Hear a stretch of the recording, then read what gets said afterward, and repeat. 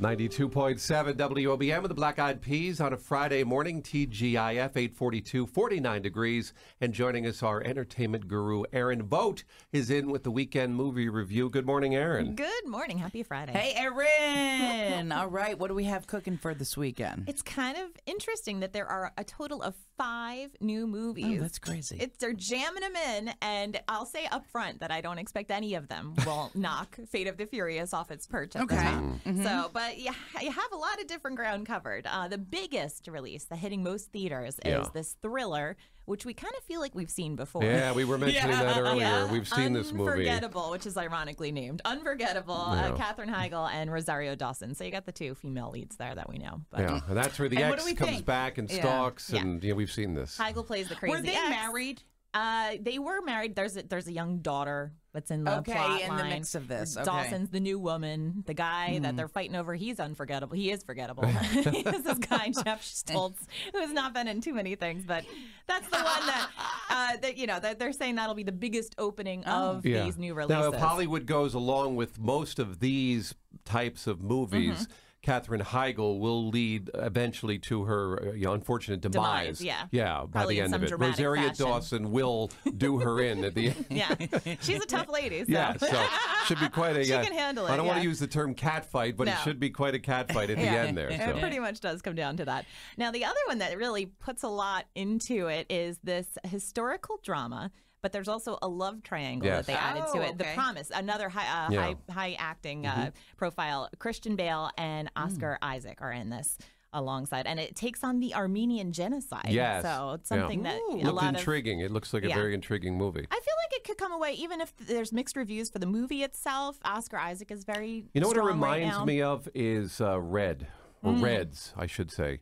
And that's what it sort of reminded me of, because I think Christian Bale plays a reporter who sort of set into this, and that was sort of the whole thing that was going on in Reds as well. So, Yeah, I'm not familiar what you're talking about. It's a lot.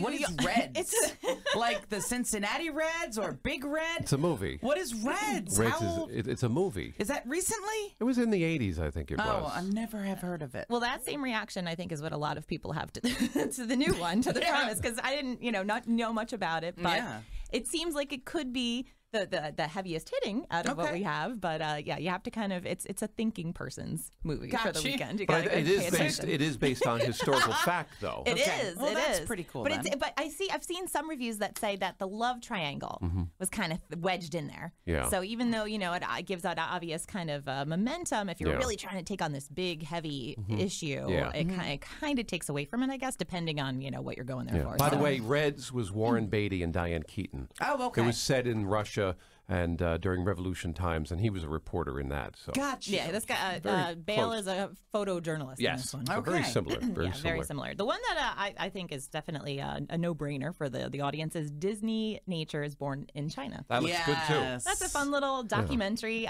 They followed the stories of 3 different animals. I recently watched one of the other ones in this type of franchise on Netflix. There's the Growing Up Wild, where it followed like 5 animals. So obviously this is one that you could bring, an early... They're adorable. I mean, it's very, very cute to see the animals out there in their wild. Yeah, you've seen a lot of the pandas in the promos for this, but they also follow a snow leopard and a golden monkey. So there's and that's a limited release. In fact, we couldn't find it anywhere around here. So hopefully it'll open up. I think it's like over 1,000. So hopefully it'll open up soon here. You might have to go a little bit further for that. And then there's the thing that's kind of like Blair Witch, but instead of a witch in the woods, there are UFOs in the desert. It's called Phoenix Forgotten. Pretty much an even trade. It really looks that way. That's funny the way you put that. Okay. When you think that, and if you watch the movie or just the trailer, you will realize that it's because it's a found footage thing. They never came back. It's a trio of teenagers. So, I mean, if you have a teenager in your household, there's a good chance they're going to want to go see this, and they might really enjoy it because of the demo. But you can pass on it. Good luck finding that one as well. Yeah, and then there's an action comedy called Refire, which actually has gotten some of the strongest buzz. But that's another one that's in the more limited release, and that's with Brie Larson, Cillian Murphy, and Armie Hammer, and it was executive produced by Martin Scorsese. So it's like a 70s tale of lots of guns. Okay. So what is your vote for this week for number 1? Nothing New is going to crack the top 3. That's my vote. I think it's going to be Fate of the Furious at the top. I think out of those 5 new releases, the strongest opening will probably be that thriller that we were talking about first. Unforgettable. If it makes like $10 million, I think it'll be very strong for it because it didn't have a very big budget to begin with. I think people are turning off Katherine Heigl as well. Well, maybe they cast her in the right role because here she's the the villain. The villain. Since Knocked Up, and then she kind of had that backlash where she talked about the other cast members poorly and stuff. She's had an uphill battle ever since. So yeah, this doesn't really do much for that. Real quick before we wrap up, we asked listeners last night on social media what movies they've recently gone to see since you were going to be doing the weekend movie review and what they thought of them. The most popular movie everyone went to see was Beauty and the Beast. I can understand it. Yeah, Suzanne wrote in it was the best. Yeah. Valerie says loved. Tara says that she went to go see Kong Skull Island. Oh. She said it was okay. All right. Nicholas Wingler, who, of course, we know better is Sue's better half, went to go see the Smurfs. Better half? And he gave it.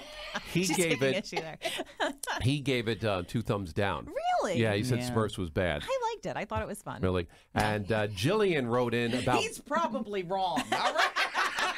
I just have to say, he's probably wrong. Jillian wrote in about Boss Baby, said not funny and not appropriate. Yeah, I could Boss understand Baby, that not one. good for the kids. Maybe more for adults? I think that's kind of like the tween and above. It's how it struck me, so I wasn't in a rush to take my youngest to see that. All right, Erin, thank you very much. If you're going to the movies this weekend, we got a little rain in the forecast. Have fun with WOBM. One of America's all-time living legends.